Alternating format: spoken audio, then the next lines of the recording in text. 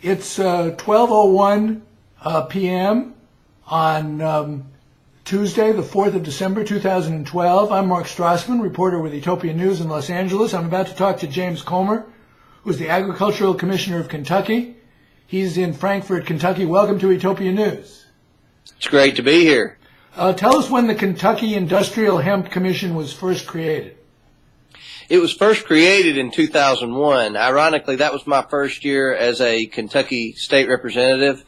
There was a lot of interest back in 2001, but for whatever reason, after a few months, the interest died down and the commission was dormant for over a decade until about a month ago when we restarted the Hemp Commission. And what was the reason why you restarted the Hemp Commission?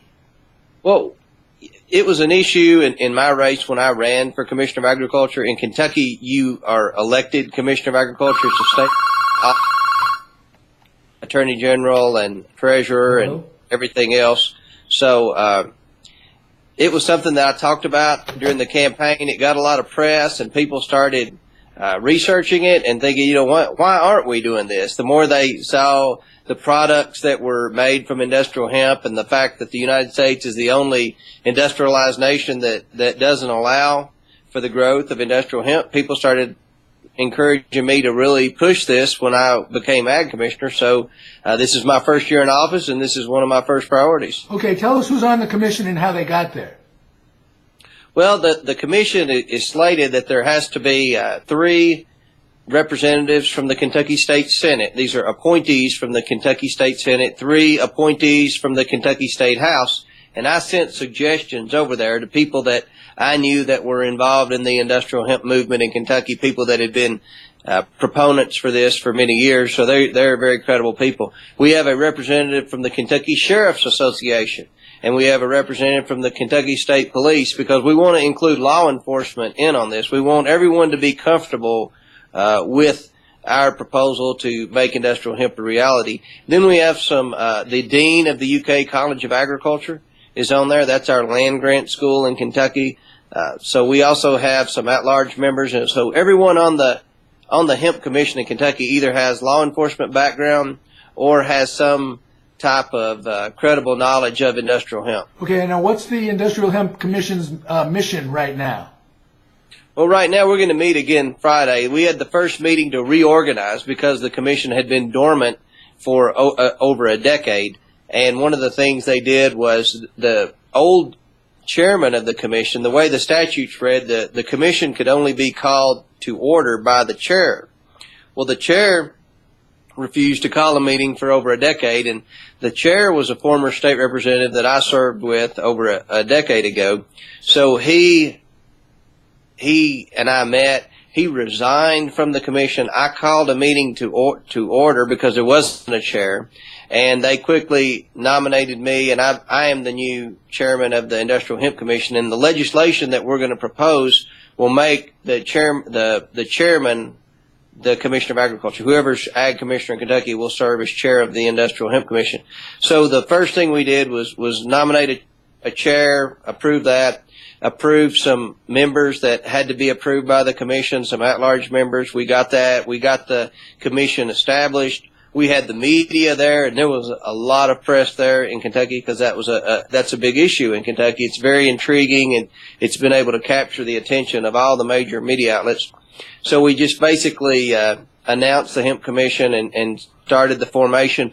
We also had an infusion of $100,000 private sector money at the first meeting. We had David Bronner with Dr. Bronner's Magic Soaps, which uses hemp oil as the main ingredient for their soaps. They are very passionate about this issue. They believe that Kentucky is where we should be growing industrial hemp in the United States, and they're wanting to contract with some of our farmers to do business. They donated $50,000 to the Industrial Hemp Commission, and U.S. Senator Rand Paul match that with the $50,000 donation from his political action committee. So we have $100,000 private sector money that was donated that day. So that was a big part of the meeting. And we announced an agenda for the next meeting, which will be this Friday. We want to talk about proposed legislation. I appointed a couple of subcommittees to do research on marketing strategies and research on potential legislation and things like that. So we're going to come back. We've been doing homework since the last meeting a few weeks ago.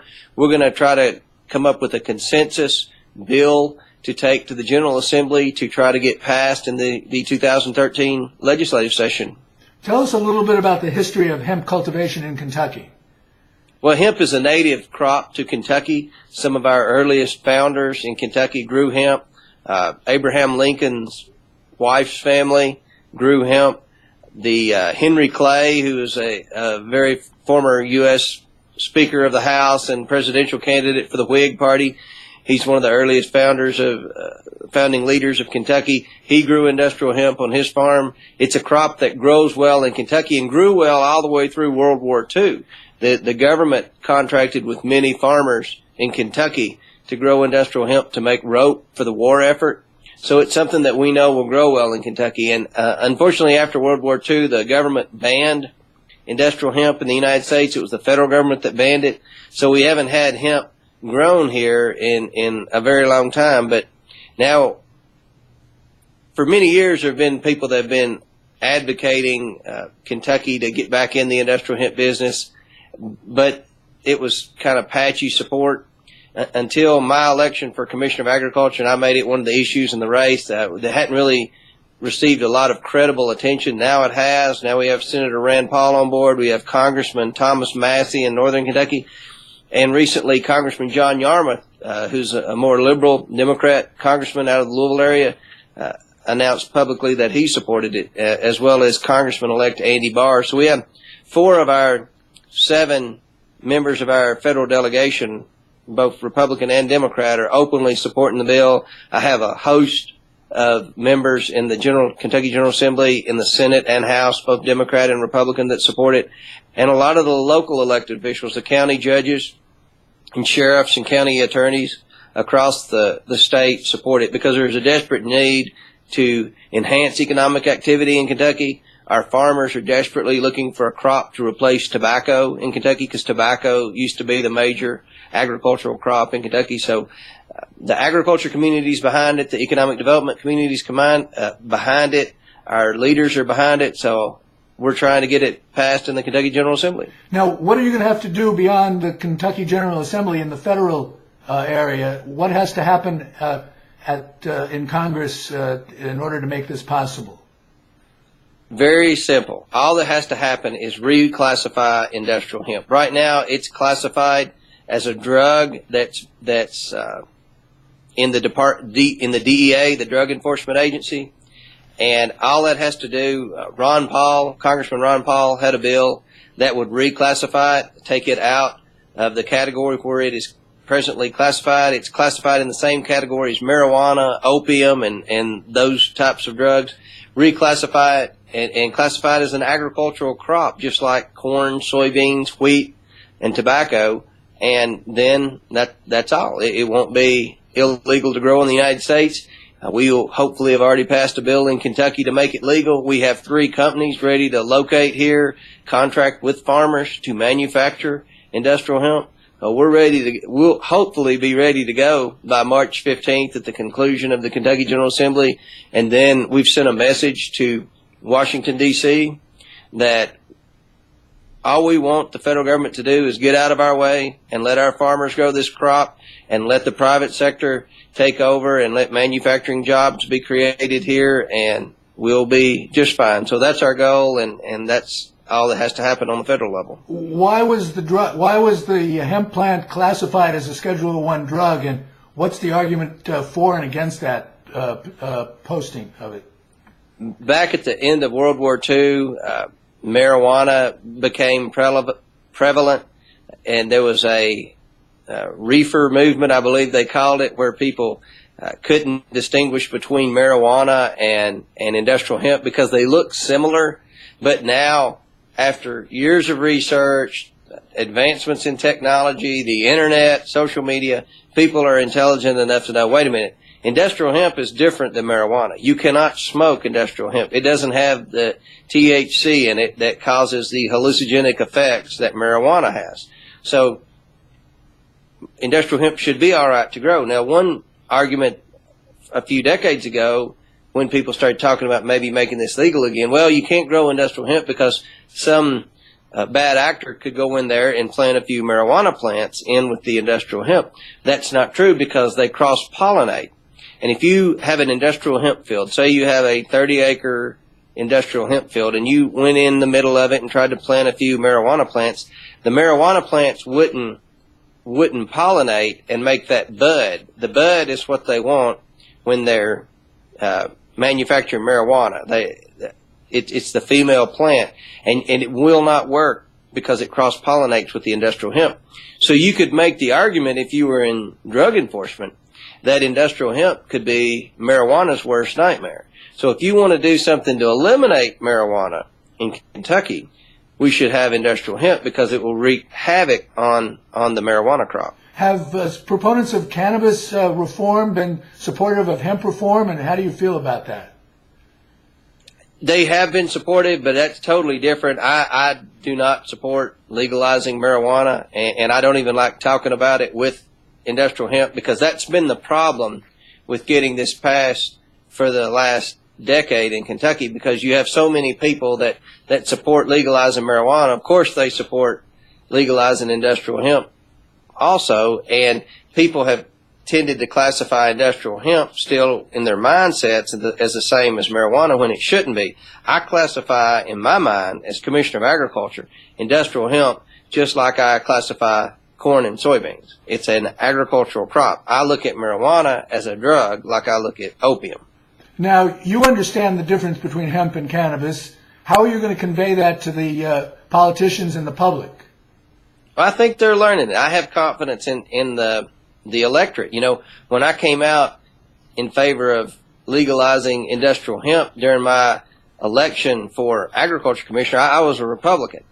And people said, "Oh, that's crazy. What are you doing?" People aren't smart enough to know the difference between hemp and marijuana, and they'll think you're crazy. Well, there were 6 races on the ballot. I was the only Republican that won, and I won by the biggest margin. I got more votes in Kentucky than anyone. I have confidence in the people, and the politicians know the people support it because we've been traveling the state on a whirlwind tour promoting industrial hemp. We've been doing industrial hemp workshops in different legislative districts around the state, and I can tell you people are open to it. We've done countless interviews like this one about it, and the people of Kentucky are smarter than I think a lot of the politicians have given them credit for in the past. So when you've got I think I'm a credible person in the agriculture community. I'm the Commissioner of Agriculture. Rand Paul's a very credible conservative leader in the United States Senate. John Yarmouth is a very credible liberal leader in the United States House. When the 3 of us agree on an issue, I think it lends a lot of credibility to that issue. Some people have argued against the sort of cornucopia theory of hemp, where people say it's valuable for many different purposes, and said those purposes really can be better served by other products. What does industrial hemp offer people in the way of the products that can be made from it? Well, it's countless products, and I'll name a few. The one that I'm most excited about is paper. I think that you could make paper a lot more efficiently and a lot more sustainable through industrial hemp than through trees. You can have an industrial hemp crop harvested every year, whereas it takes a tree 20 to 30 years to be harvested. So it's much greener to make paper from industrial hemp than it is trees. The next product, in Kentucky, we're big in the automotive industry. We're the 4th biggest automotive dependent state in the United States. So we make a lot of vehicles in Kentucky, but more than anything, we make automotive parts for the automotive industry in Kentucky. We make a lot of dashes and armrests and things like that go on the inside of the vehicle. In Europe, they're making those parts from industrial hemp. In the United States, we're still making those products from plastic. Well, there's nothing worse on the environment than plastic. Wouldn't you rather have your vehicle made from industrial hemp, grown from Kentucky farmers, than from plastic that's not biodegradable and harmful to the environment? Also, with respect to agriculture, which is what I am by trade, I'm a farmer. That's a green crop to grow. Industrial hemp is. You can grow it with very little to no nitrogen. It doesn't. You don't have to use pesticides or insecticides on it, which is a thing that the EPA has an issue with right now. So if you look at sustainability and what you can do from a green standpoint, I think industrial hemp is the way to go. Other countries are doing it. We should do it in the United States. And if we do it in the United States, I want Kentucky to be the first state to get on board to do it. How much hemp could Kentucky grow? We could grow as much as there's a demand for. Hemp would grow in Kentucky like a forage. A forage are things like alfalfa hay crops. Another use that you could use industrial hemp for, which would be very valuable to Kentucky, is bedding for livestock. Kentucky's the horse capital of the world. We have the best thoroughbred horses in the world right here in Kentucky. They're using bedding now made from wood chips from trees. Again, not a sustainable source of livestock bedding. They also use a lot of bedding from wheat straw. We can do it from industrial hemp. So, and the hemp would yield so much more per acre than the wheat. So I really feel like you just start listing the uses of industrial hemp. Kentucky's the perfect fit for this crop. It grows well here. We need the manufacturing jobs that would come with legalizing industrial hemp. So I think it's a win-win situation for both the farmers and the economic development community here in Kentucky. A little bit more about the politics of this. Is the governor on board with this? Well, the governor hasn't taken a stand on board on this issue yet, and I'm sure at some point he'll be asked that question, and he can answer it for himself. Right now, we kind of take the bull by the horns here in Kentucky in the Department of Ag, and I think when you look at, again, who's on board right now with this, we have a U.S. senator who's a top-tier candidate for president in 2016. We have our most liberal congressman, John Yarmouth. We have our most conservative congressman, Thomas Massey, both on board with this. I'm the only elected Republican office holder in the state. I'm the top agriculture official in the state. I'm for it. We have legislators in the General Assembly of both parties for it. And again, a lot of local elected officials, sheriffs, law enforcement people, county attorneys. So I think we have enough support. As you know, there are some political people that probably will never be written about in profiles and courage, so they're very slow to get on board anything. But I think the ones that have backbones and aren't afraid to take a stand on an issue they're confident in, they're all on board on this issue. Because you have to get federal approval, do you see this becoming a national issue? Absolutely. It will be a national issue. But I believe that it's going to be legal in the United States. I mean, you mentioned marijuana a minute ago. 2 states legalized marijuana a few weeks ago in the election. So we all want to do something about drugs. I think drugs are a serious problem in the United States. The drug problem in Kentucky is meth and prescription pills. That's the drug problem in Kentucky. We have another problem in Kentucky. We need to create jobs in Kentucky, and we can do that with making industrial hemp legal. It's going to be legal, and the argument I've made to the General Assembly, let's be the first in Kentucky to do something for a change. Let's not be the last state to make this legal. Let's be the first state and get these manufacturing facilities to locate here in Kentucky and to sign contracts with our farmers to grow it. And let's create a good, green, sustainable product right here in Kentucky, grown by our Kentucky farmers. What kind of tax benefits will the state see from this?